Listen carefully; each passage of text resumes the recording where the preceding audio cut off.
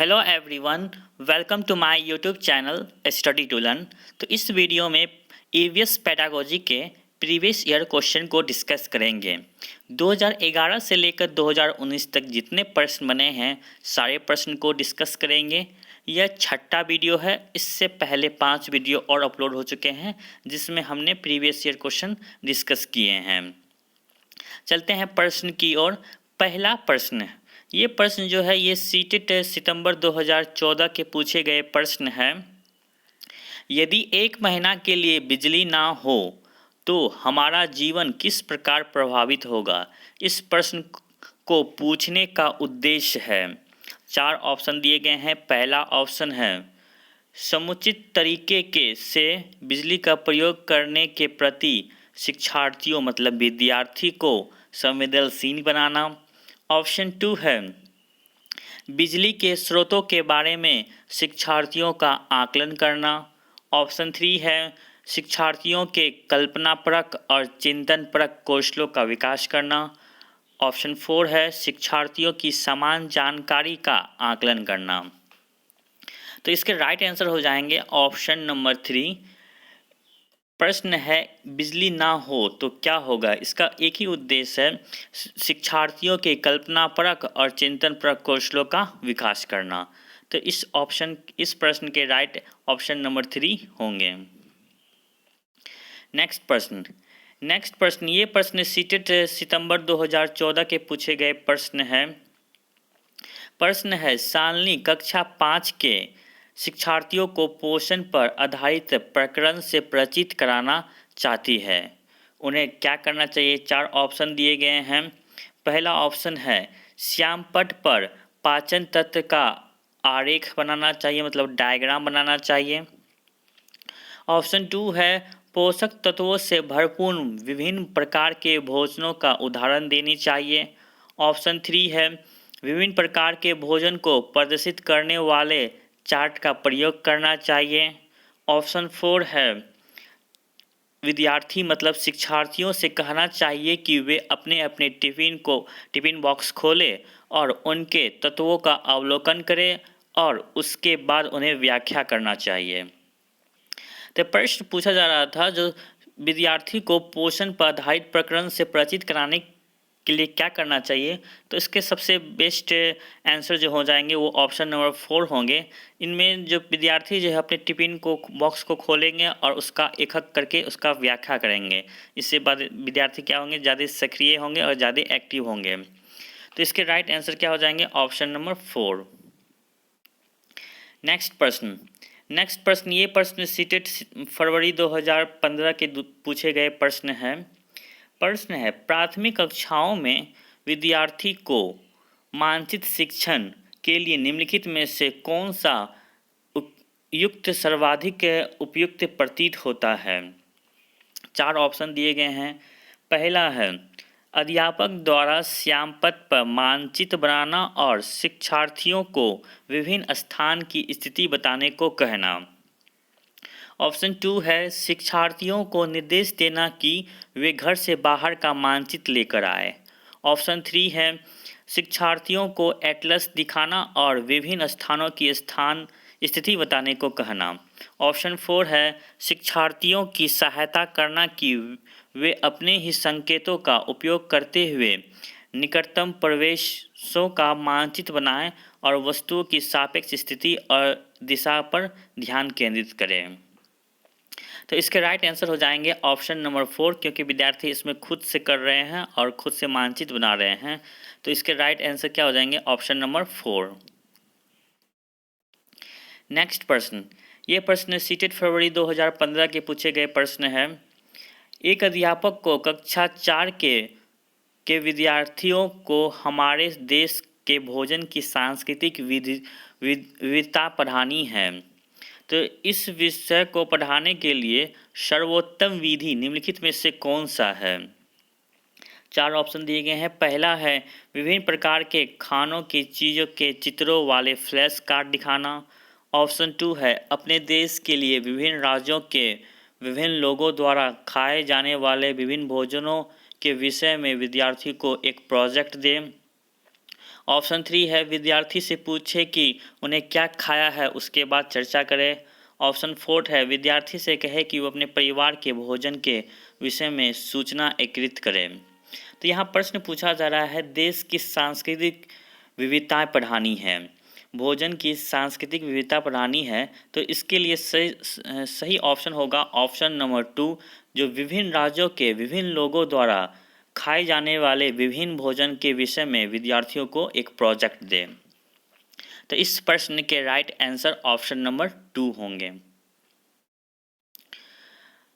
Next प्रश्न ये प्रश्न सीटेट सितंबर 2015 के पूछे गए प्रश्न हैं। एक शिक्षिका ने कक्षा 4 के विद्यार्थियों को पढ़ाने के लिए एक पौधे का अनुवर्तन अंतःवस्तु का चयन किया। उसने सीखने के लिए निम्नलिखित में से अवसर प्रदान किए। 3 ऑप्शन दिए गए हैं। उसके बाद पहला है समूहों में पत्तियों का संग्रह करना।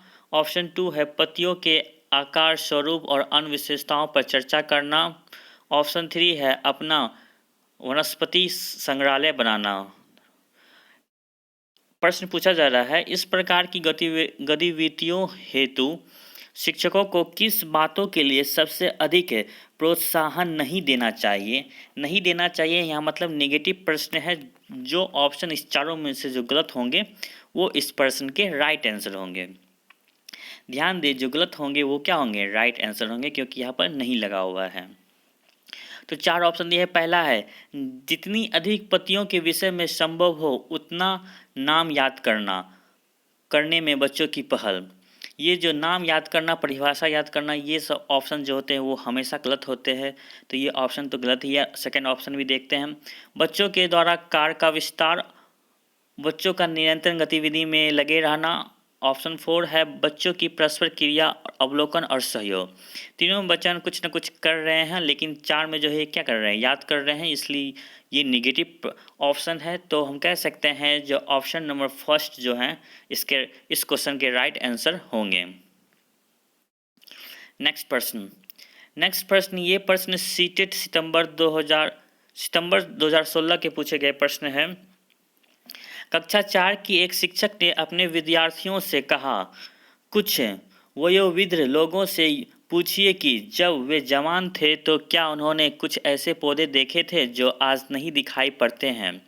उपर्युक्त प्रश्नों से पूछे जाने पर निम्नलिखित में से कौन सा कौशल का आकलन संभव नहीं है। क्वेश्चन में एक प्रश्न पूछे गए हैं, उसमें से कौन सा कौशल का संभव नहीं है। 4 कौशल के नाम दिए गए हैं। पहला है चर्चा कौशल कर सकते हैं। दूसरा है प्रश्न पूछना, ये कौशल भी हो सकते हैं। तीसरा अभिव्यक्त, ये भी हो सकते हैं। चौथा प्रयोग, लेकिन प्रयोग कौशल का हम यहाँ संभव नहीं है, प्रयोग कौशल का आकलन संभव नहीं है। तो कैसे इस प्रकार हम कह सकते हैं इसके राइट आंसर जो होंगे ऑप्शन नंबर 4 प्रयोग होंगे। नेक्स्ट प्रश्न ये प्रश्न सीटेट सितंबर 2016 के पूछे गए प्रश्न हैं। एक शिक्षक प्रत्येक बच्चे से अपने घर की रद्दी सामग्री से कुछ उपयोगी वस्तु बनाने को कहता है। शिक्षक का शैक्षिक अभिप्राय नहीं है। 4 ऑप्शन दिए गए हैं। 4 ऑप्शन में से जो नेगेटिव ऑप्शन होंगे वो ऑप्शन इस प्रश्न के राइट आंसर होंगे। तो पहला है कूड़ों से बनी श्रेष्ठ वस्तुओं की प्रदर्शनी आयोजित करना। ऑप्शन 2 है कक्षा के श्रेष्ठ विद्यार्थी के विषय में निर्णय लेना। ऑप्शन 3 है बच्चों में सृजनात्मक का विकास करना। ऑप्शन 4 है बच्चों का पुनः प्रयोग रूपांतरों को समझने देना। तो इसके राइट आंसर हो जाएंगे ऑप्शन नंबर फर्स्ट। देखा जाए तो ऑप्शन नंबर फर्स्ट और ऑप्शन नंबर 2 दोनों नेगेटिव है, जबकि ऑप्शन नंबर 3 और 2 पॉजिटिव है। तो यहाँ देखिए ऑप्शन नंबर 2 में जो है यहाँ कक्षा के श्रेष्ठ विद्यार्थी के विषय में निर्णय लेना, यहाँ शिक्षक अपने मन में ही निर्णय ले रहे हैं कि श्रेष्ठ विद्यार्थी कौन सा है। लेकिन ऑप्शन नंबर फर्स्ट में कूड़े से बने वस्तुओं का प्रदर्शन आयोजित करना, इससे सारे विद्यार्थी को पता चल जाएगा कि इसका अच्छा है और इसका खराब है, तो इससे बच्चों में मतभेद हो सकते हैं। इसके कारण हम कह सकते हैं जो इसके राइट आंसर हो जाएंगे ऑप्शन नंबर फर्स्ट।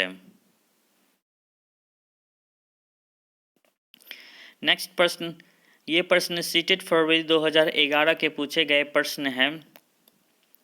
पर्यावरण अध्ययन की कक्षा में सरल प्रयोग और निर्देशन किए जा सकते हैं। ऑप्शन फर्स्ट है बच्चों द्वारा पूछे गए प्रश्नों पर आधारित विचारों पर चर्चा करने, अवलोकन को दर्ज करने और उनका विश्लेषण करने के लिए। ऑप्शन टू है कक्षा में अनुशासन को सुनिश्चित करने हेतु बच्चों को नियंत्रण करने के लिए। ऑप्शन थ्री है बच्चों को स्वयं के योग बनाने और अवलोकन कौशलों का पैना करने के लिए। ऑप्शन फोर है उच्च कक्षाओं में क्या किया जाता है उसका अनुकरण करने के लिए। तो इस प्रश्न के राइट आंसर हो जाएंगे ऑप्शन नंबर थ्री। प्रश्न पूछा जा रहा है पर्यावरण अध्ययन की कक्षा में सरल प्रयोग का निर्देश किया जाता है स्वयं को योग बनाने में और अवलोकन कौशलों का पैना करने के लिए। नेक्स्ट प्रश्न, ये प्रश्न सीटेड जून 2011 के पूछे गए प्रश्न है। दत्त कार्य मतलब असाइनमेंट के संबंध में निम्नलिखित में से कौन सा कथन सही है। चार ऑप्शन दिए गए हैं। पहला है दत्त कार्य बच्चों को सूचना खोजने, अपने विचारों का निर्माण करने और उन्हें उच्चारित करने का अवसर प्रदान करता है। ऑप्शन टू है दत्त कार्य अभिभावकों, भाइयों और बहनों द्वारा अपनी क्षमताओं के अनुसार किया जाता है। ऑप्शन थ्री है प्रतिदिन विविधता और अभ्यास कराने के लिए कक्षा कार्य और फिर गृह कार्य के रूप में दत्त कार्य देने के लिए आवश्यक है। ऑप्शन फोर है दत्त कार्य आकलन का एकमात्र तरीका है। तो इसके राइट आंसर हो जाएंगे ऑप्शन नंबर फर्स्ट, दत्त कार्य बच्चों को सूचना खोजने, अपने विचारों का निर्माण करने और उन्हें उच्चारित करने का अवसर प्रदान करता है। नेक्स्ट प्रश्न, ये प्रश्न सीटेड जून 2011 के पूछे गए प्रश्न हैं। पर्यावरण अध्ययन की कक्षा में बच्चों के व्यक्तिगत अनुभवों को महत्व देना शिक्षक को लाभ पहुंचाता है। ऑप्शन फर्स्ट है विषय को बच्चों के अनुभव संसार से जोड़ने और विमर्श और सीखने को बढ़ावा देने में। ऑप्शन टू है उसकी ऊर्जा बचाने में क्योंकि बच्चे बातचीत करना पसंद करते हैं। ऑप्शन थ्री बच्चों के विशिष्ट अनुभवों को जानने में। ऑप्शन फोर बच्चों की भाषा संप्रेषण कुशलताओं को सुधारने का मौका मिलता है। तो इसके राइट आंसर हो जाएंगे ऑप्शन नंबर फर्स्ट, विषय को बच्चों के अनुभव संसार से जोड़ने और विमर्श और सीखने को बढ़ावा देने में। नेक्स्ट प्रश्न कक्षा पाँचवीं का समीर अक्सर समय का पर्यावरण अध्ययन की शिक्षिका के पास दत्त कार्य जमा नहीं करता है, तो इससे निपटने का सर्वोत्तम सुधारात्मक उपाय हो सकता है। ये प्रश्न जो है जनवरी 2012 के पूछे गए प्रश्न हैं। पहला ऑप्शन है इस बात के विषय में प्रश्नाचार्य को सूचित करना। ऑप्शन टू है उसे खेलकूद की कक्षा में जाने से रोकना। ऑप्शन थ्री है अनियमित के कारण का पता करना और समीर को परामर्श देना। ऑप्शन फोर है उसकी अनियमितता के विषय में अभिभावकों के लिए एक नोट लिखना। तो इसके राइट आंसर हो जाएंगे ऑप्शन नंबर थ्री, अनियमितता के कारण का पता करना और समीर को परामर्श देना। नेक्स्ट प्रश्न, ये प्रश्न सीटेड जनवरी 2012 के पूछे गए प्रश्न हैं। एक विज्ञान शिक्षिका श्वसन प्रकरण पढ़ाने के बाद परीक्षा का आयोजन करती है। यह देखती है कि अधिकांश विद्यार्थी श्वसन और सांस लेने के बीच के अंतर को नहीं समझते हैं। यह कारण हो सकता है। ऑप्शन फर्स्ट है वह कक्षा में प्रभावी तरीके से संबंधित संकल्पनाओं का व्याख्या नहीं कर सकी। ऑप्शन टू वह उनकी कक्षा अध्यापिका नहीं है। ऑप्शन थ्री विद्यार्थी प्रश्न को सही तरीके से नहीं समझ सके। ऑप्शन फोर विद्यार्थी की कक्षा में प्रायः बहुत अनुशासनहीनता रहती है। तो इसके राइट आंसर हो जाएंगे ऑप्शन नंबर फर्स्ट, वह कक्षा के प्रभावी तरीके से संबंधित संकल्पनाओं को व्याख्या नहीं कर सके।